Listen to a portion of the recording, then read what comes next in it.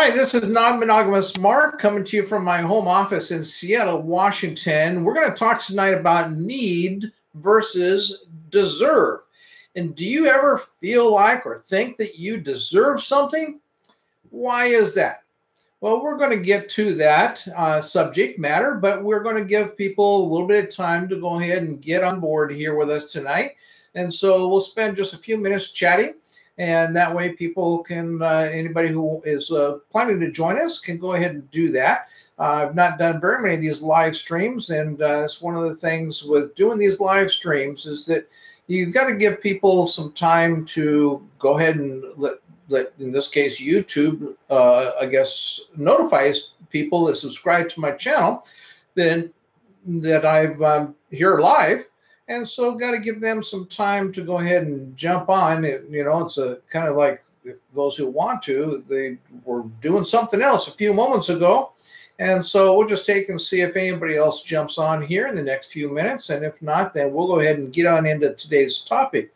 But while we're waiting for people to jump on, then go ahead and if you're watching this later as a video, then leave some comments, and ask, go ahead and put questions in the comment section about the topic, about do you ever feel or think that you deserve something? And why is that? And so give us those comments in the comment section while we're waiting for people to go ahead and join us and share with me why you feel or think that you deserve something.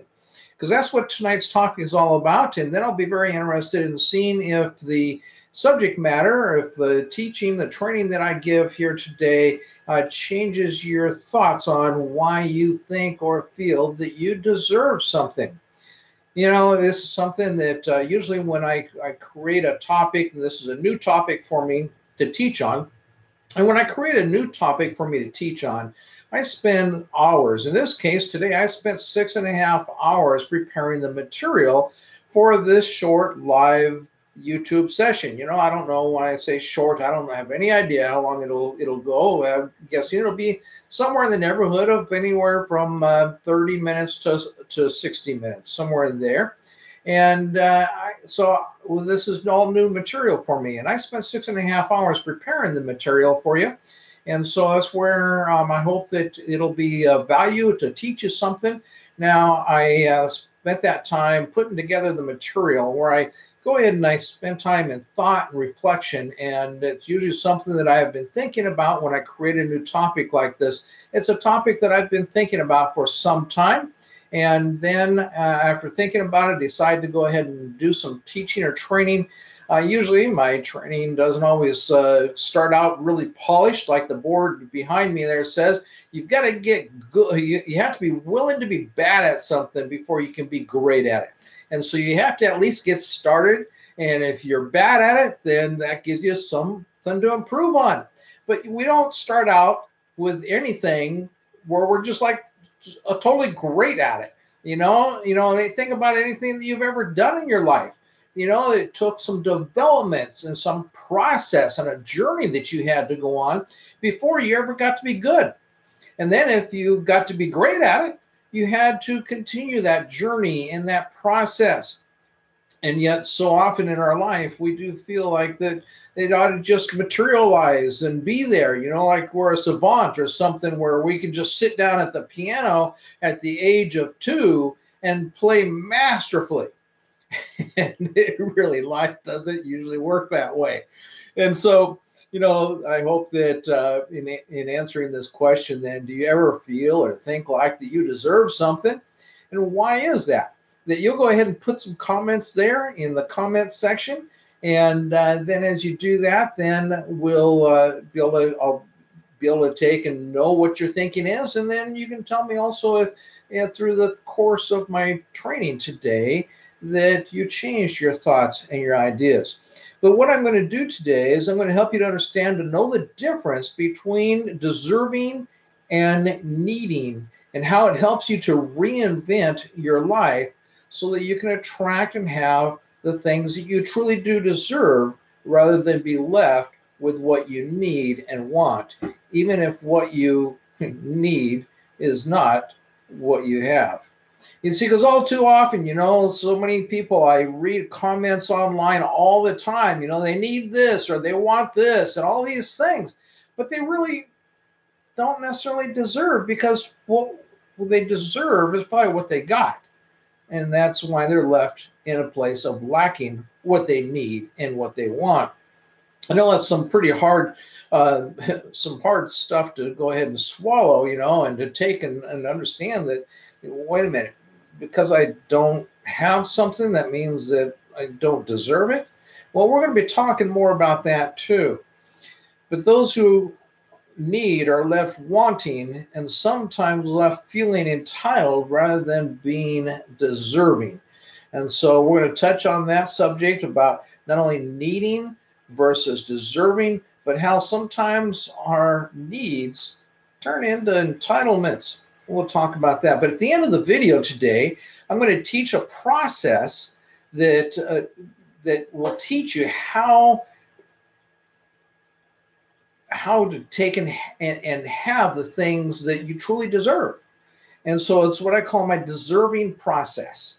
And so I'm going to be teaching you a process then at the end of the video. So I do hope that you'll stick around so that you can learn this process that you can apply to your life of really having the things that you need and the things that you want because you deserve them. And so it's going to be such a great way to end. And that'll be the last half of this video, is really teaching you the deserving process. So then let's talk about this subject of deserving rather than needing. You see, because you get what you deserve, not what you need. So an example of that is that years ago, I had a girlfriend, and in fact, she was my first girlfriend after opening my marriage. And I remember she would come and pick me up on Friday nights quite frequently. And she was a good Lutheran girl, and divorced and single mom. And the weekends, her ex had the kids, and so that we could spend every weekend together. And she'd come and she would look at my wife, because we had come from a religious background ourselves. And she'd look at my wife and she'd say, "You're okay with this? You're really okay with me taking him away for the weekend? And do you have any idea what we're going to be doing?" You see, because she was one sexy and one horny woman, Daphne was, and a lovely lady. And so, yeah, she'd pick me up on Friday, and as soon as we got back to her place, and she was about a half hour's drive from my house, and as soon as we got back to her place, we were stripping our clothes off. And that's then how we spent the weekend. Was a lot of times we spent the whole weekend naked and just enjoying each other sexually. And so, one of the things, though, that she commented to me about all the time regularly, it was a big thing with her, and that is that our deserve level, we have to raise our deserve level, is what she was talked about. We have to raise our deserve level so that we can deserve more money, so that we can deserve more sex, so that we can deserve more love, so we can deserve more happiness, so we can deserve more appreciation, or all those different things that we're going to be talking about in today's video. But that she would say, you just have to raise your deserve level. Like as if, okay, how do we do that? And she never really had a clue. She would just talk about that we got to raise the deserve level. Mark, you need to feel like you deserve more money. Mark, you need to feel, now, mind you, I was making a lot of money at that point in my life. You got to feel like you deserve more sex. You got to feel like you deserve more money, sex, love, relationships, whatever it is. And it'd be like, if I felt like I deserved more food. Well, what does that mean? Why do I deserve more food? So that's maybe the question to ask, is that why do you deserve what you think you deserve? But so the point of this is that you don't get what you think that you deserve merely by thinking that you deserve it. And like I said, at the end of this video, then I'm going to take and lay out the process of how to actually get the things that you deserve. And so stick around for that, and I hope that you'll find that to be useful and helpful for you.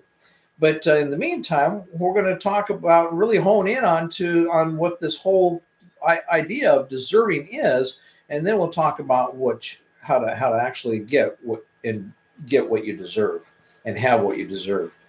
And I remember a couple years ago, this is after Kat and I had moved to California, and we were really pretty much run out of money, and she didn't get the job that she was hoping to get, and we went ahead and sunk some money into starting some businesses and things, and money wasn't flowing in from that, and things got really tough, and they got tight, and so one of the things that we had a contact in Seattle, somebody that we had known and had met and really connected with, both he and his wife. And this is a gentleman he spent his career really giving, in part, creating a business that gave birth to the whole cloud idea and building, computer stuff in the cloud. And that's what his expertise was then, was the cloud technology. And he and his wife had created this business, and they made over $1 million a month. And they traveled around the world. So most of their life, they didn't even own a house, because they were staying in luxury resorts and hotels and eating amazing food and traveling, because he would go somewhere on an assignment for a client that again, he's earning over $1 million a month, and these clients would pay him for his expertise and the things that he would do, and they rode that pony for over 10 years, and creating this amazing business and an amazing life that he created for himself. And he and I really connected and resonated with each other. And Kat actually knew his wife from a workshop and a seminar that was something like 10 weeks long or something like that she had been involved with. And that's how we all got connected. So here in Seattle then, there was a birthday party that went on, and that's then when I got a chance to meet this gentleman's name. And I won't say his name, because he's very high up in Microsoft, and I mean, about just about the highest you can go. Not totally the highest, but one of the very top rungs. But so after meeting him and connecting with him, then Kat and I moved to California, and I'm still living also in Seattle, and some things are going on with my world in Seattle. My renter in the rental house wasn't paying rent. It was costing me a lot of money, and other things going on that our resources, our financial resources, were really in desperate shape. We have never gone out yet, and something that we will be doing in the future is to be giving you opportunities to get value yourself by contributing some money to us. But we'll do that in the future. But for the time being, though, I've spent the last couple of years, Non-Monogamous Lifestyles Association, just giving my time and also giving my money. It costs me about $500 a month to keep just in the fees that I have to pay every month to do the things that I do. And so about $500 a month to just keep this business going. And so anyway, Kat had started some business things to start earning some money herself, and she was really struggling with that. And so, and I was running out of money myself, and so we thought, we need an angel investor. We hear about these angel investors. I even have a friend here in Seattle that he's had an angel investor, that's somebody that worked for Microsoft and made a lot of money, and so he had an angel investor that just kept for years investing in his life and his business, so that it helped his business and his life to really get up off the ground. That went on for better than 10 years, and sure enough, that is what it took for him to get his life up and his business up off the ground. And so we thought, well, maybe we need an angel investor. Who can we connect with? And so we remembered this guy and his wife that we knew here in Seattle, and it wasn't like we're close friends or anything, but I mean, this guy, where he had created his own business where he paid himself over $1 million a month. Well, he and his wife created that business. And so he ended up turning that business over to his wife. And so they were still making over $1 million a month. But then because he got to a place where he just needed a new challenge in his life. And what he needed, because he was in his 50s, and what he needed in his life was he needed to be around the sharpest and the best minds in his field. And so he took and made a proposal to Microsoft, and that they should hire him because they were third dog behind Amazon and Google in this one area, huge area of technology, actually cloud technology. And so he says, you ought to really have me come aboard and put together your whole cloud program, and I will make sure that the people that you already have working for yourself or for Microsoft that are in this field of technology, plus then some people I'll bring into it, I'll make sure that Microsoft becomes the leader that you should be in cloud technology. And so this gentleman basically then took a job with Microsoft. Now, in order to take that job with Microsoft, he had to take a pay cut. And this is one of the things that we were talking about when he and I were sitting at this birthday party chatting. And his pay cut was to $500,000 a month. How rough is that? Now, mind you, his wife is still making $1 million a month from the business that the two of them had worked on and built for many years. But main thing also was the fact that he was going to actually have to buy a house, and he ended up buying a house here in the Seattle area. And instead of just traveling all around the world, and because things had improved with technology so that they didn't have to be on site for doing the things that he did in his business, or he and his wife did in their business, but instead she could all do that remotely and didn't have to be on site to do that. And so we contacted this couple, and we suggested that maybe they'd be angel investors. And one of the and we didn't get them to come on board. That door was not opened to us, and I tell you this story right now because you see, as I thought about this today, this whole experience and the idea of need versus deserve.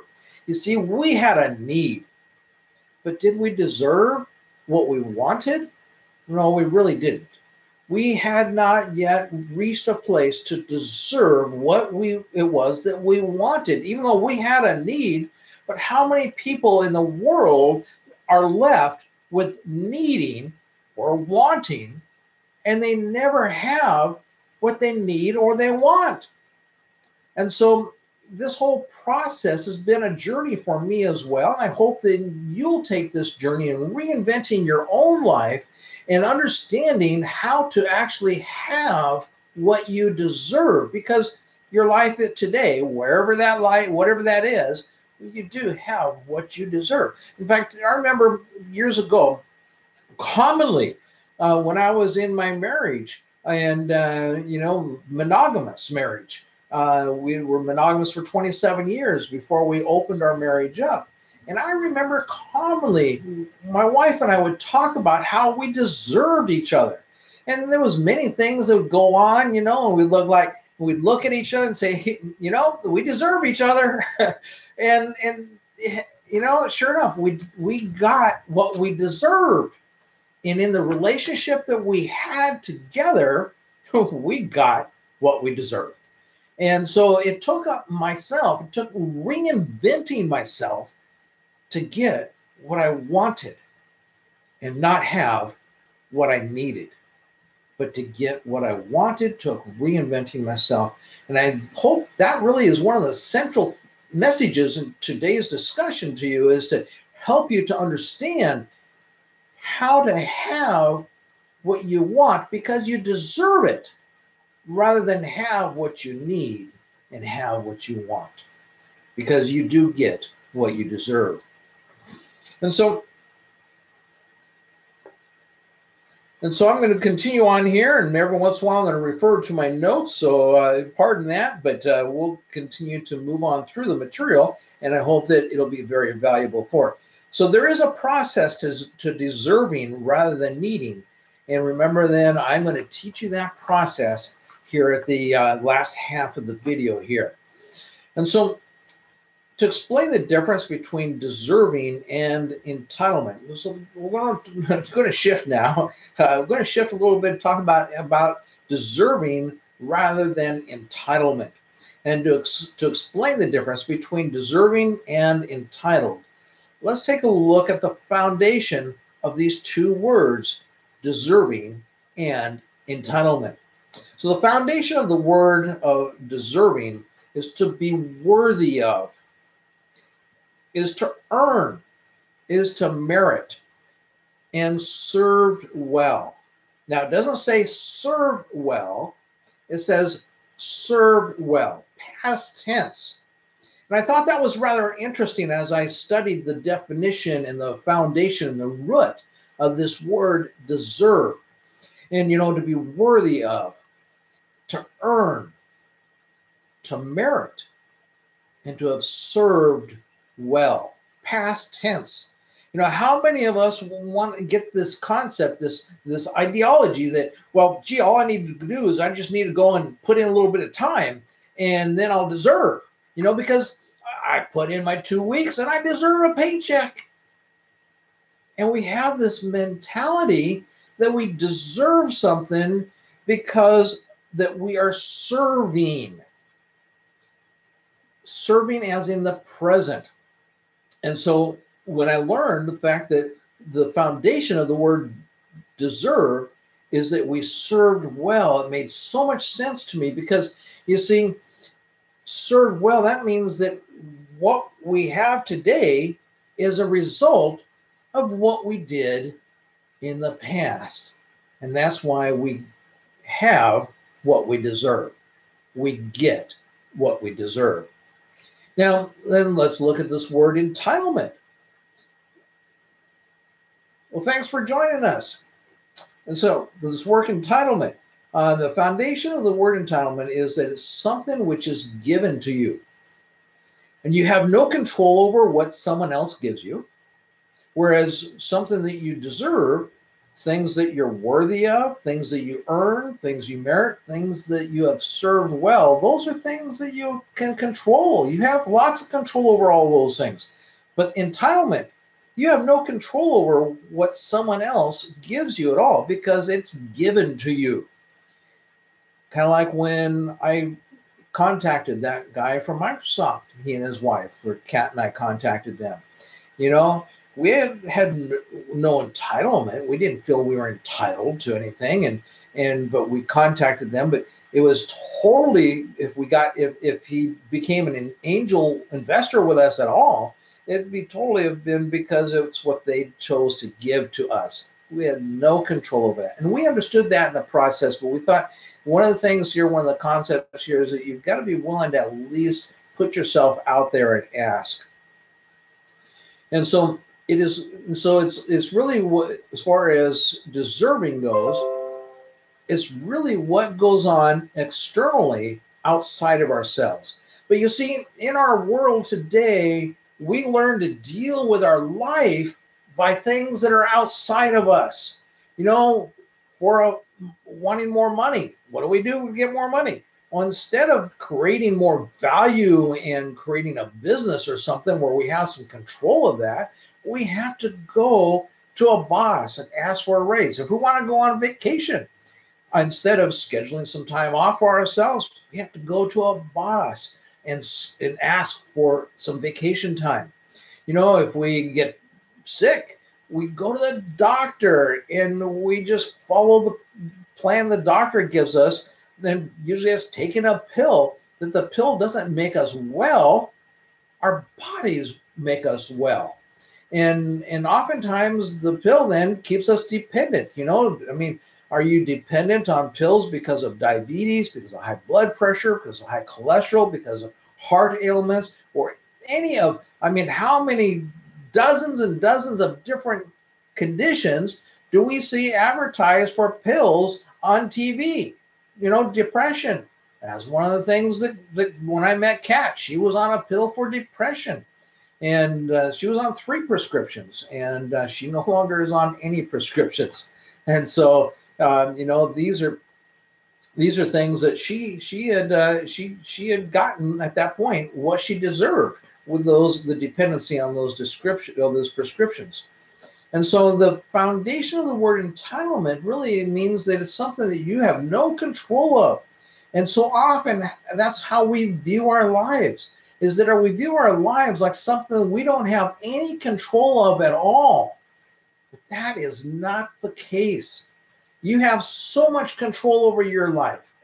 And that control that you have over your life means that you can design a life, you can create a life. And that all starts with reinventing your life. And that's something that we're going to be talking about as being the process of deserving, is a process of reinventing your life here. So when the thing about this entitlement is that when you are feeling entitled, or when sometimes you're not even seeing yourself as being necessarily entitled, but that's how we go about our lives, though, but it really becomes that it's really all about you.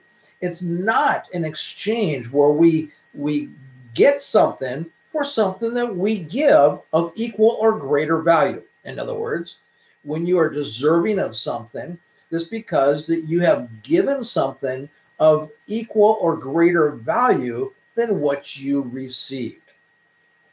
And yet with entitlement, it really is nothing that you gave of value of equal or greater value. It's just totally somebody gave something to you, and that's an entitlement, or feeling that you're entitled to something. And have you ever been there where you felt like you're entitled to something? Well, many of us have, and I know that I did for a while. And when the state changed some regulations, and took my business that was making six-figure income for myself and made it so that I was broke and penniless. And when that happened, I spent years in wallowing in my self-pity, thinking, well, wait a minute, I'm entitled to something. And like, from who? And so no, I wasn't entitled to anything, but I've been there myself, though, so I do understand it. But I hope it doesn't take you as long to get snap out of that place of being entitlement. Maybe this discussion here today will help you with that. So when you feel entitled, you act in a way to get something from someone as if we can take it from them. There is no equal exchange, or where you're given in equal or greater value than what you're getting. You never take into consideration anyone else's needs, their dreams, their fears, or the fact that they may need the same thing that you do, and so your own needs remain unfulfilled. Now, if you feel entitled, you are covering your own insecurity, that you don't believe you are worthy of getting what you want. You cover your own insecurity with things like pride and ego and arrogance. And then you start to think, well, I deserve to have that provided by that person. Well, again, why is it that you deserve that again then? And you start to feel like they owe it to you. And it's like myself, like, okay, when my business and regulations in the state changed, and me and 13 other businesses, total 14 businesses in the state, were told that they were just going to have to go out of business. Why is it that anybody owes us anything? It was unfortunate, yes, but nobody owed us anything. And so it's never thought that it is because something is wrong with you and you have no need to ever change anything. That's the thing with entitlement, you see. You don't stop and reflect like, okay, what's wrong with me? When my business, then I was just looking outside myself and having a pity party, thinking about, look what happened to me, instead of saying, well, wait a minute, this happened for me, and what's this giving me the opportunity for? And gave me an opportunity to reinvent my life, just as you have opportunity to reinvent your life. And so that particular was my financial life. Well, it took me a long time to get out of my self-pity and to start actually reinventing my life. But see, that's the key here, is that when we're feeling entitled, then we're never really thinking about that there's something wrong with me or something that I have to do or something that I have to change at all. We're really just looking at what everybody else should do or should have done. And it's easier to focus on changing someone else's behavior than it is to look within and see your own fears and your beliefs about yourself. And so my fears and my beliefs about myself at that point was, I don't know if I can go out there and create another business and have the kind of success that I've had before. And I just really didn't necessarily have that belief that I could be a great success again. And so I felt very self-conscious and insecure because of where I was in my life then, of having found myself penniless and broke. And so I didn't spend time looking to myself and what I needed to do. I spent time just commiserating and being miserable and, thinking, woe is me, and gee, they should have been, well, the taxpayers, the state, they should have done this or they should have done that, things that I had no control over. So I moved on, fortunately, at some point. After commiserating for a number of years, I finally snapped out of that. And then, it's interesting what snapped me out of that. You see, after commiserating for a couple of years, that, woe is me, my wife, she saw that I wasn't making the six-figure income anymore. And she was soon going to have to go get a job. She hadn't worked in a job in 20 years. She'd had a really nice life that I provided for her. And she took a little seat in all of this, and she then said, okay, I think it's time for me to make a change in my life, and my change does not include you. Or actually the words she said, my future does not include you. And she decided to go ahead and divorce me. And that's what it took me to snap me out. And so that's where I am so grateful today that woman decided to divorce me. Because if it hadn't happened, if that is not what happened, I probably would have still been commiserating in my self-pity. And so she decided to divorce me. And then 2 years later, she died of cancer herself, that she had no idea that was going to happen to her. So I think there's some energetic things that are happening in the situation there. And I got into that in other videos and what have you, but won't go into that now. And so that finally snapped me out of it, though. Kind of put me in a place like, oh, gee, like what's going to go on? What's going to happen in my life now? And it, after again, I that first, when she said that she was going to divorce me, and then that put me in a place of a couple months of even deeper self-pity, where I just closed myself up in this very room. And the room is a lot more empty now because I'm in the process of moving. But I closed myself up in this very room, and it's like I'd come to this room in the morning when I'd get out of bed, and I would just like sit here and zone out. I had a futon in here. And sometimes I'd lay down on the futon. Sometimes I'd sit on the futon.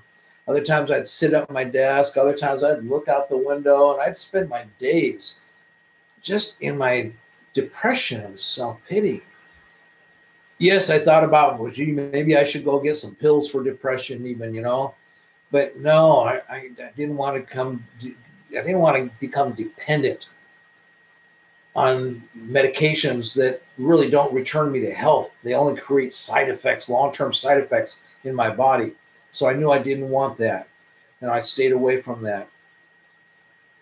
And so, it took me that my wife coming to me and saying, I'm going to divorce you, for me to snap out of that situation then. And it took me even 2 months after that, though. She's September, October, November. Yeah, it was 2 months, and continuing in my pity and even going deeper in my pity. When I was financially, when I was at what I thought was at the bottom of the pit, I found that the pit could always be dug out and get deeper. And, see, we find out that we put ourselves in these cycles, because there again, then I got what I deserve. But then let me tell you how quickly things can change for you. 2 months later, being depressed and in this office, this very room here, and where I was just wanted to hole up in here. 2 months later, I said to my girlfriend, Chris, who at that point by then she had, she wasn't even moved into the house with me. My wife was still living here in the house. My wife had moved into a bedroom down the hall. She didn't have the money to move out yet. And so she was living in the bedroom down the hall, and her boyfriend was putting up naked pictures online of her, something that she would have never allowed before. And I know that he was just doing that to smite me.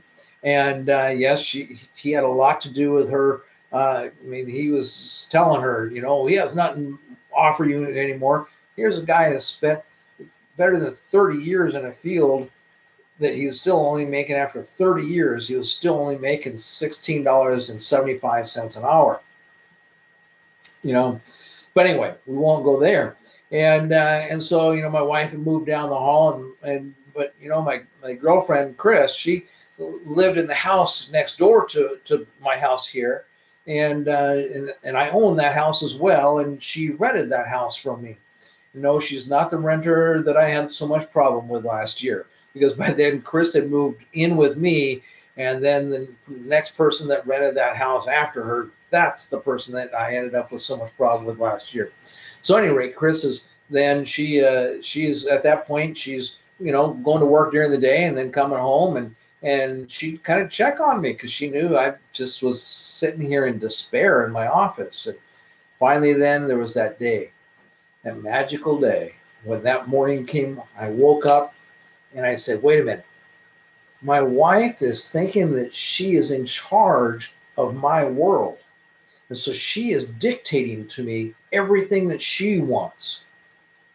And that's fine for her to control and be in charge of her life. I've always helped to empower her to be in charge of her life. And so that's fine for her to do that. But that doesn't give her the right to be in charge of my life unless I give her that authority. And for the last 2 months, I have exactly done that. I gave her that authority to be in charge of my life as well. And she's just dictating and determining that my life is worthless and that my life wasn't going to ever be good again. And that's what she was dictating and determining to me. But I woke up that one morning and I said, no, wait a minute. She doesn't have that right. I am in charge of my life. And I have the ability to reinvent my life and to design my life and to create the life that I want to have. And so what I had to do is start to create the life that I knew that I wanted to have, but I had to deserve that life. And to deserve that life, I knew that things had to start changing in my life. And that was the whole reinvention process, is that reinventing my life so that I made changes in my life because I needed to be someone different than who I was that day or that week. Because who I was this depressed man in his 50s that was just holed up in his office. He's broke and penniless. And that's who I was. You see, but who you are this minute, if you remember nothing else from this video, remember this. Who you are this minute, well, that's now who you were.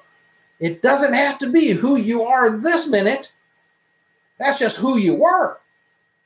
And so that's the thing. I woke up that morning. And then I woke up that morning, I realized, wait a minute, because that wasn't always me. I mean, for most of my life, I was a great provider for my family. And no kids, but my family being my wife, I was a great provider. And also I was a great provider for my employees. I provided all of them a very good life. And so, I paid my employees well. I gave them benefits and I contributed to my community.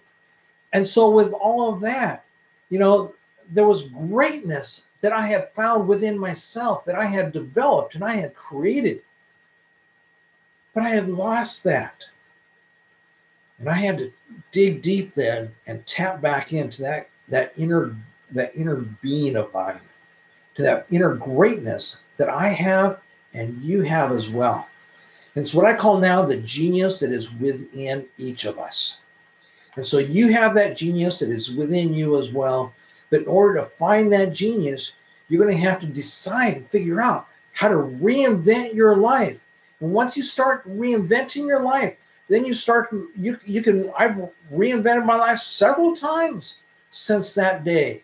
But the fact that I reinvented my life that day, that started the process.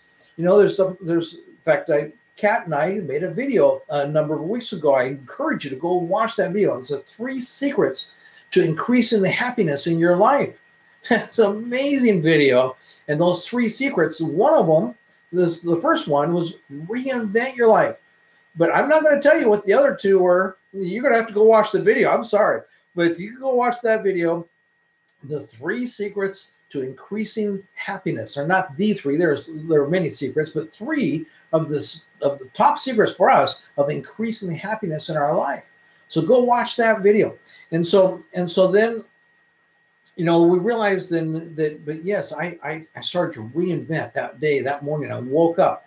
I spent that whole day not, sequestering myself in my office where I could just commiserate here and not ever answer the phones, because I wasn't answering the phones, and so instead I spent my day in the living room and with my computer and a notepad and starting to think about, yes, what could my life be? And those are the things that you can ask yourself these questions as well, is what if, and what could my life be?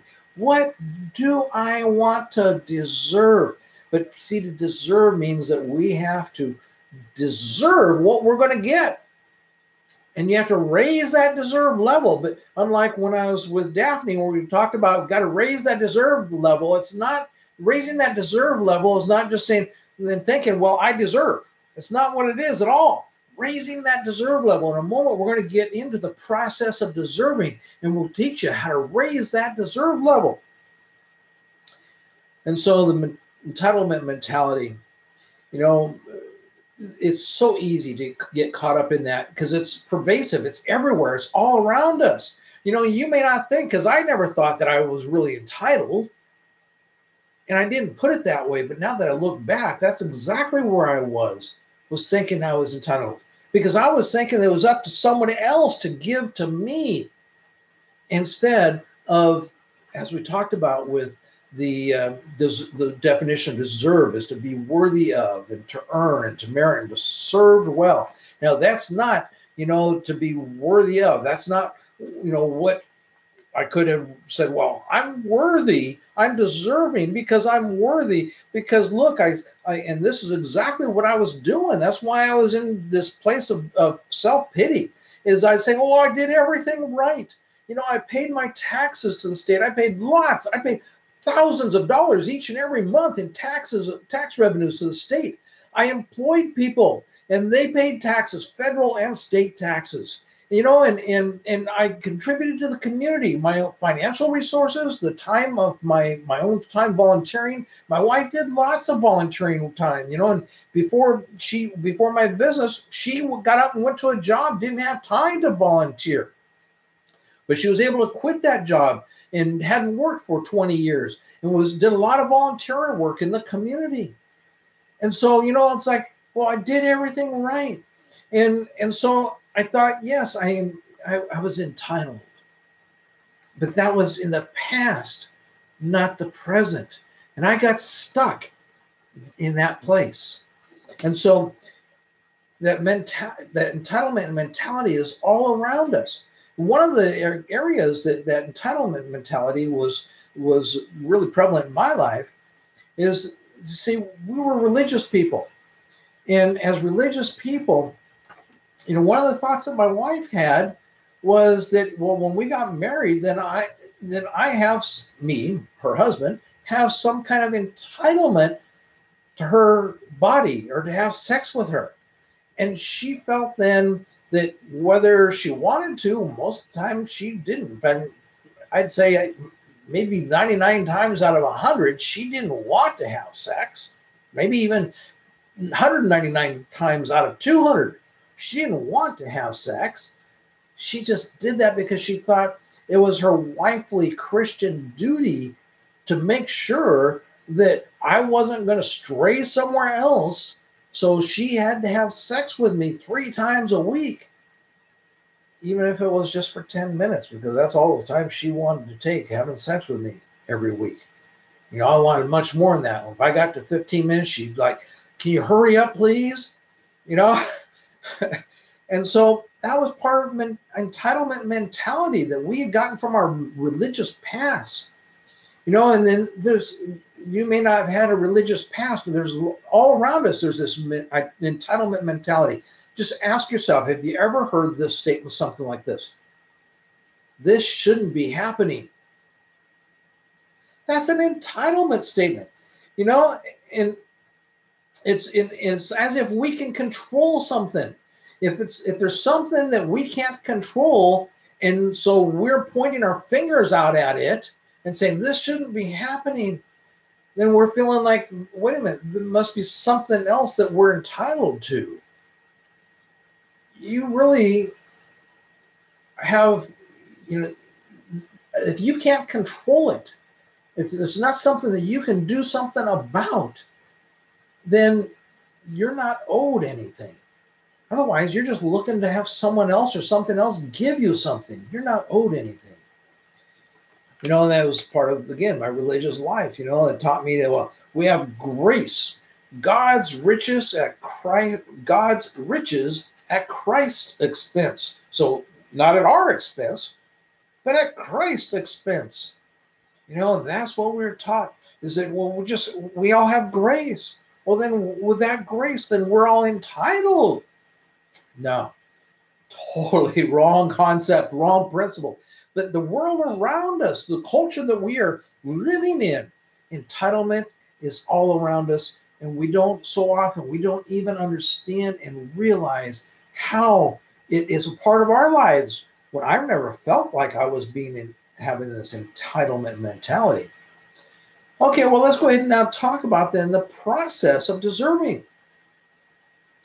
You see, because deserving aligns really well with the law of attraction, which states that which you send out, you receive back. You know, and I talk about the energy, our own personal energy, our words, our thoughts, and our feelings. You know, and so often that we just aren't aware of our words, our thoughts, and our feelings.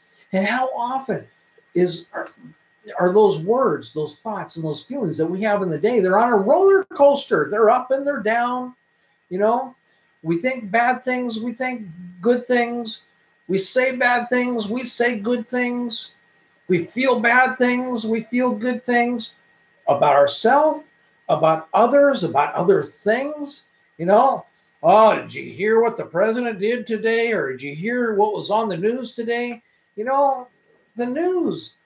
If we're sitting there, our words are talking about what's going on the news, it's probably really bad energy that we're putting out. And the law of attraction says that we attract to us that which we send out, we will receive back. Well, and deserving is, when I went back to talk about, you know, deserving means that you're going to give before you receive. But we have this lack and we have a scarcity thinking. You know, we think about lack and we think about scarcity. We think about lack. Well, I just don't have the money for that. I don't have the time for that. I don't have this. I don't have that. I don't want. We talk about our lack or scarcity or negative energy, negative words. I don't want. I don't have. And so that limits and restricts us, because what happens is when we're putting out that whole lack of, where you don't want or you don't have, when you're putting that out, what kind of energy do you think you're getting back in return? You're getting a greater abundance of lack, not an abundance of the things that you want. And so we have this thinking that is a lack or scarcity thinking instead of an abundance thinking. Abundance thinking teaches us to discern so that we spend the currency of our energy being our words, our thoughts, and our feelings. So abundance thinking teaches us to discern so that we spend the currency of our energy to keep us moving in the direction of having an abundance of what we want. Yeah, think about the words, the thoughts, and the feelings as being currency that we're out there. We got this pocket full of currency that we're reaching down into our purse or our pockets, and we're grabbing out this change, our currency of thoughts, words, and feelings, and we're spending it. And so as we spend it, are we spending it on negativity or positivity? Because however we're spending that currency, that's how that is coming back to us. And so when we start to think in terms of abundance, well, then we are going to spend this currency because every day we want to increase the amount of currency that we have to spend, but we're always going to have a fixed amount of that currency to spend. And so as we think about then spending that currency, our words, our thoughts, and our feelings, then if we want to increase the abundance of it, we want to be very careful that we're spending it, moving us in that direction of increasing our abundance of the things that we want to have more of. And so instead of spending it on things that we don't want or that we don't have, saying, well, I don't want that, or I don't have that, or, our lack of time, our lack of money, our lack of sex, our lack of relationship, our lack of love, our lack of appreciation, our lack of whatever. If you're spending your currency on thinking or talking about your words or feeling that lack instead of feeling an abundance, then that's what's going to come back to you. You're going to either receive back a lack of it, or you're going to receive back more of it, an abundance. And so if you start putting your currency, spending your words, your thoughts, and your feelings, and so like with money, do I have an endless amount of money? Certainly don't. But I'm not going to say, well, I don't have the money for that. Because when I say I don't have the money for that, then guess what? That means it's not going to increase my income. Instead of saying, I choose not to spend my money on that right now. Same thing with time. I could say, well, I don't have time for that. And then we continue having a lack of time instead of saying, I choose not to spend my time on that right now. You see, because then we start to usher this possibility that it could be tomorrow or next day or next year that we choose that we will spend our time or our money on that.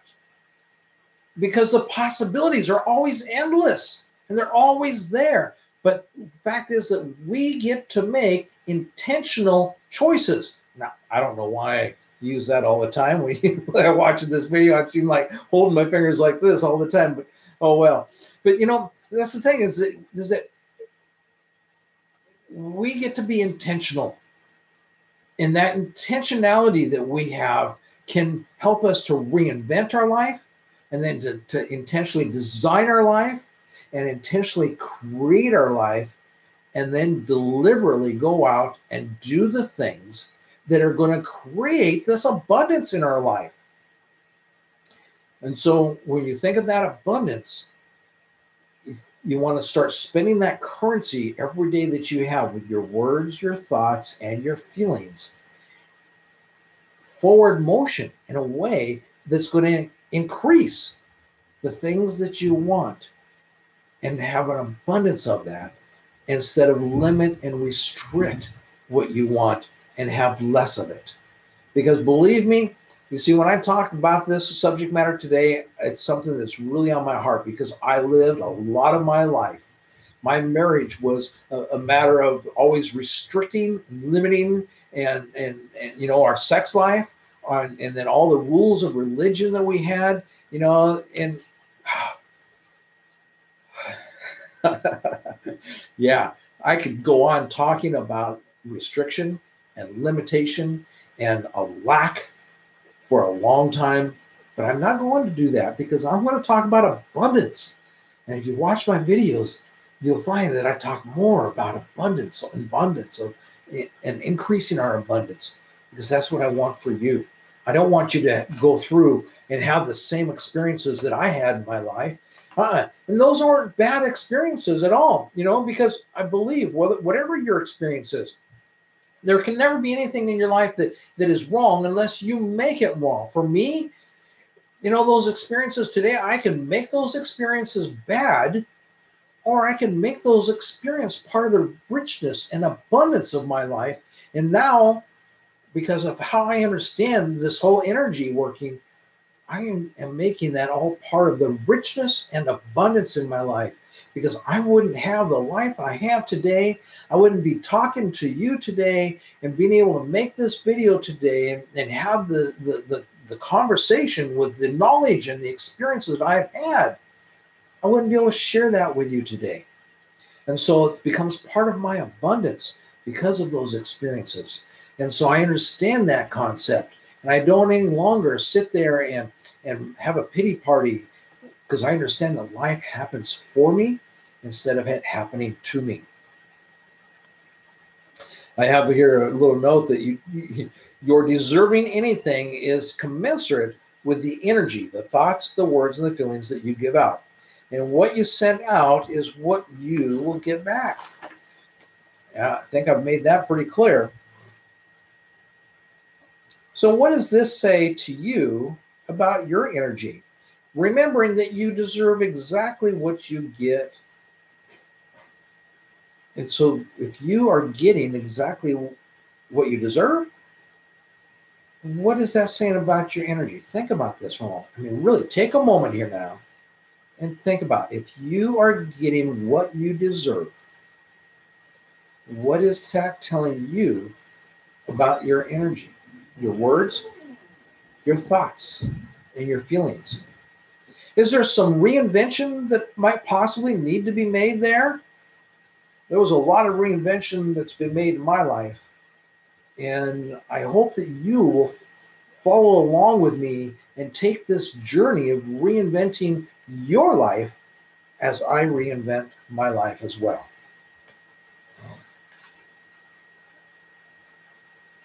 You see, deserving is not an entitlement. Deserving is a license for you to go out and to earn what it is that you deserve. Do you deserve good things? Do you deserve the good things that you desire, or do you simply need them? Because if you just simply need them, your chances are you're going to always be left in a place of need and in a place of want. You need to actually go out there and start to deserve what you need and you want. And I hope that, and if I haven't made the difference clear in this video, please make comments, in the comment section.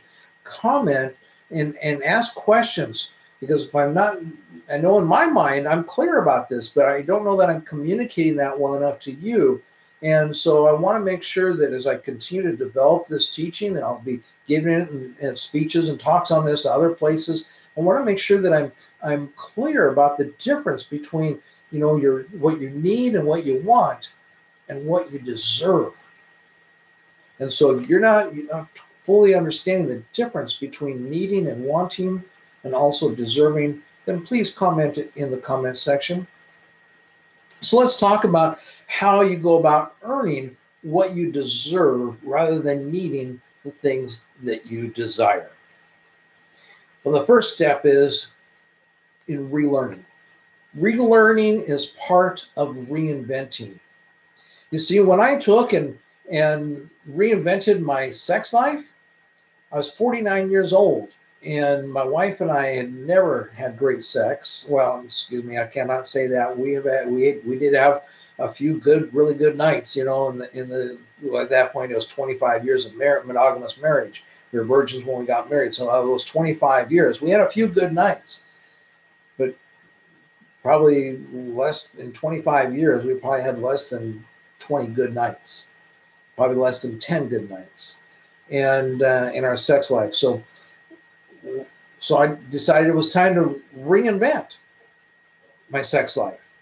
And for me, that was a learning process. And so I was relearning things.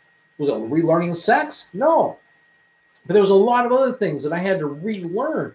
I had to relearn about open relationships and about doing that ethically and consensually. I had to learn about how to communicate things with my wife so that we could open the relationship and be open and honest and be able to communicate about the things that are going on. And so in order to reinvent, oftentimes you're going to have to relearn. You see, the energy of the universe wants you to have everything everything that you want. All the money, all the health, the sex, the love, everything that you deserve, which is not the same as what you need. When you love yourself, and that's the basis of so much the non-monogamous lifestyles and non-monogamous mark, the teaching that is put out, it's at the basis. You have to learn to love yourself. So that's part of my journey, and to learn to love myself for myself, not love myself for someone else or love myself for something else. Yes, in church, we kind of taught to love ourselves for God. It's not the same as loving yourself for yourself.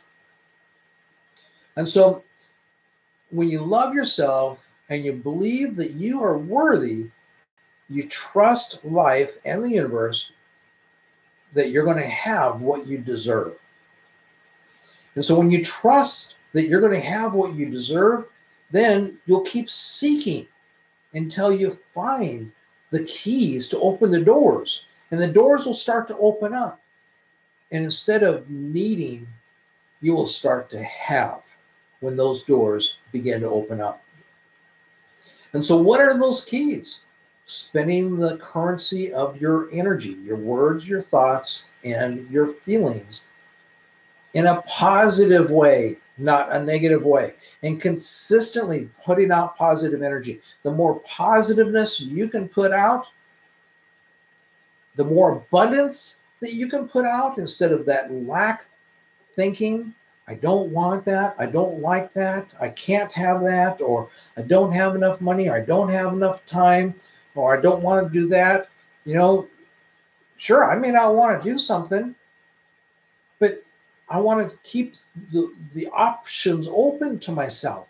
And so I have learned to kind of spin things in my own thinking so they come out positive. Again, like I said, then, no, I've chosen that I just really am not going to do that right now. Because I've got a limited amount of time, and the things that I'm going to choose to spend my time on are the things that are going to intentionally help me in reinventing the life and having the life that I desire and the life that I deserve. Now, so often then, in order to have the life that we deserve, that means that we have to work on us. We have to become the person that we really want to be, the person that we need to be in order to have the things that we deserve. I've got a friend in California, Kat and I have this friend, and wonderful woman, but she just goes around the cycle of relationships. Now, Kat and I talk about, and we've mentioned to her, instead of jumping out there in another relationship, why don't you work on yourself? But you see, she has so much insecurity that she gets her security from the relationship that she is in. She gets her security from her kid. She has a child. Well, he's not a child. I think he's 12 years old or something like that. She gets her security from her relationship with her kid. And she gets her security of knowing that she's loved from outside of herself, which, again, she has no control over that. But she's trying to get what she wants from something she has no control over, instead of taking things in her own life, her own insecurities, her own inadequacies, her own low self-esteem, her own lack of organization in her life, her own housekeeping skills. I could go on and on and on and point out the things that I could make a laundry list of things that she could work on. Now, she can't work on them all at one time, so you got to then take and prioritize them. What's the one thing that I should be doing right now that I really, truly need to work on right now? The one thing. And then go to work tackling that. That morning that I woke up, I decided to start taking charge of my life and to reinvent my life.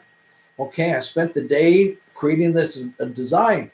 And then, since then, I start thinking about, okay, what's the one thing today that I'm going to take charge of working on and changing and doing or creating? What's the one thing? And now I've gotten to where it's like, what are the 3 things today that I'm going to take and really take charge of?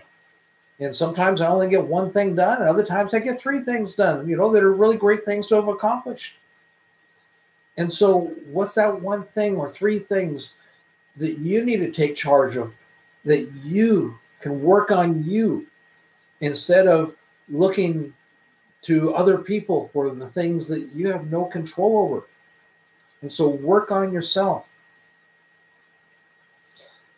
Keep spending your energy currency working on you rather than on having what you think you need, because you work on you and you will end up deserving more. You see, our friend, she keeps spending her energy currency, her words, her thoughts, and her feelings on having that relationship that she thinks that she needs, instead of spending that currency on her words, her thoughts, her feelings of dealing with her own negativity and her own inner turmoils, and how then, she drinks a lot. And that becomes another problem from her insecurity. I wouldn't say she's like what I'd call a way overboard alcoholic or anything like that, but she drinks more than what she thinks that she should drink. And she tries to curtail that from time to time.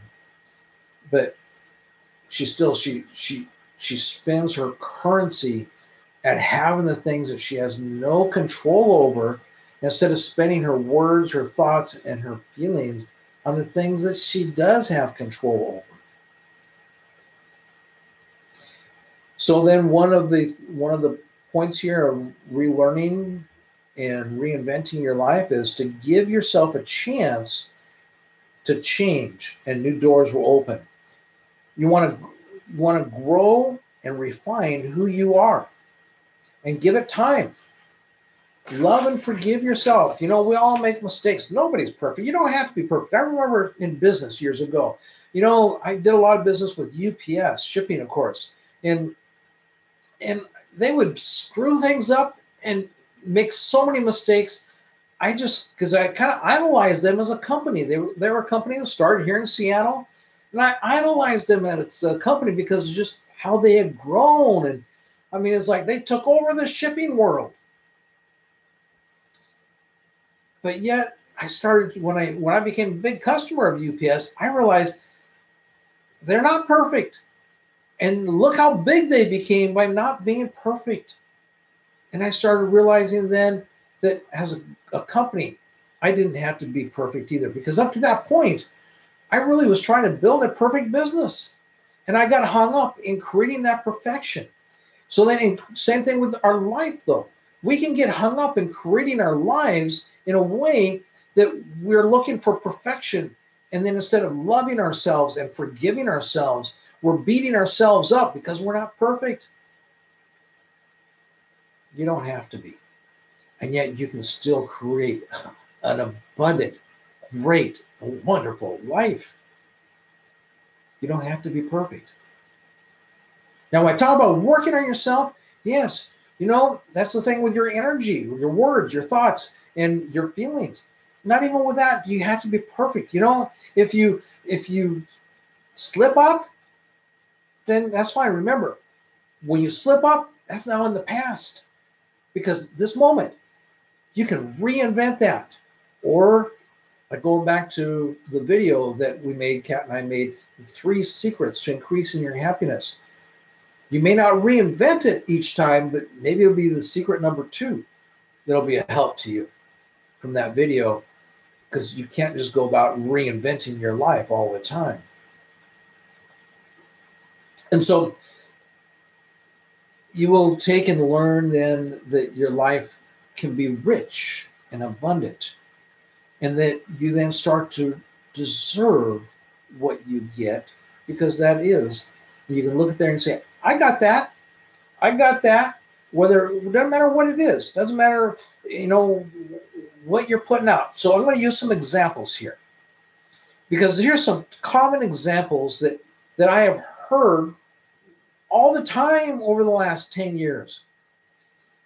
And these are examples about, you can pick, I'm going to use 2 examples here, and but you can pick any of a lot of things. For instance, you can pick trust, respect, appreciation, love, sex, health, wealth, relationships, but not just any relationship, but specific kind of relationship. Because do you want just any relationship?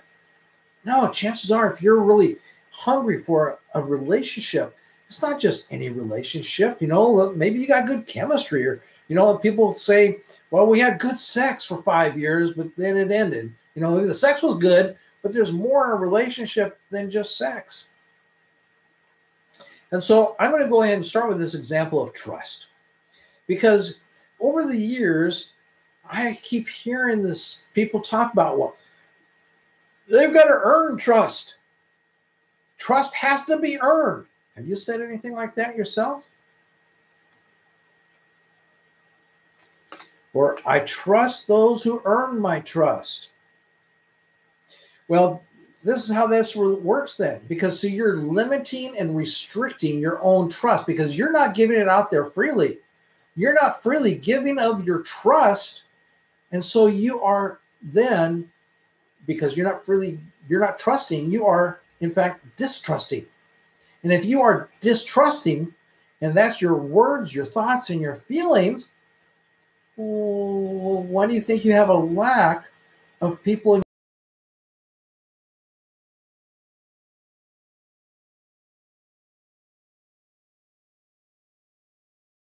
trust or your distrust?